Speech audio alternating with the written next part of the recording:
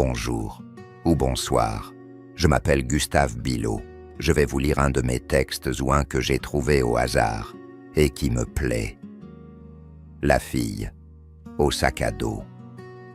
La première fois que je l'ai vue, c'était un mardi matin, au petit dîner où je prends toujours mon café. Une fillette, 9 ans peut-être, assise seule près de la fenêtre.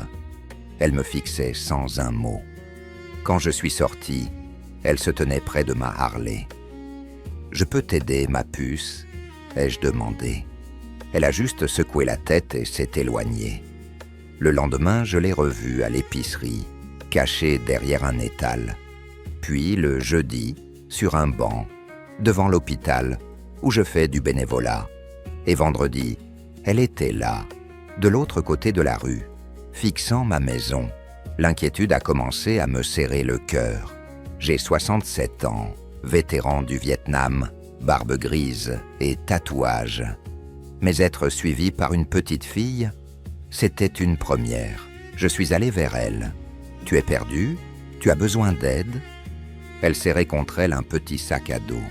« Vous ne me connaissez pas, » a-t-elle murmuré. « Mais vous connaissiez mon papa. Il m'a dit de vous trouver si jamais il lui arrivait quelque chose. » J'ai senti mon sang se glacer. Comment il s'appelait? Marcus Webb. Il a dit que vous lui aviez sauvé la vie, il y a 23 ans. J'ai baissé les yeux vers mon tatouage d'aigle. Oui, j'avais tiré un homme d'une voiture en feu sur la Highway 40. Je ne l'avais jamais revu. Elle a sorti une enveloppe.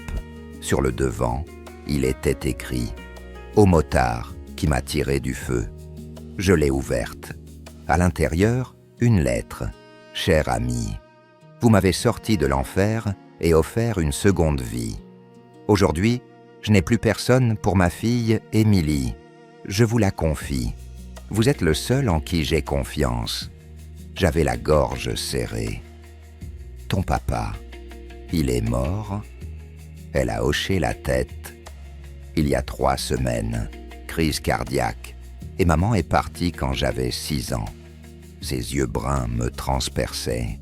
« Papa a dit que vous comprendriez ce que veut dire devoir la vie à quelqu'un. » Je me suis accroupi, la voix tremblante.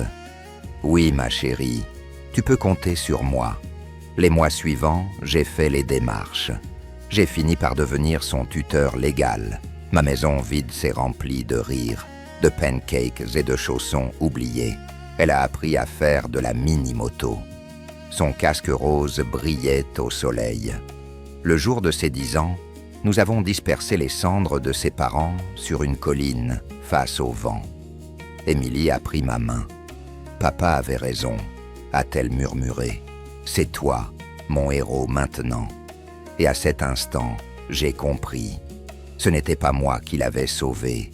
C'était elle, la fille au sac à dos, qui venait de me rendre la vie. Merci d'avoir écouté et regardé. Je m'appelle Gustave Bilot.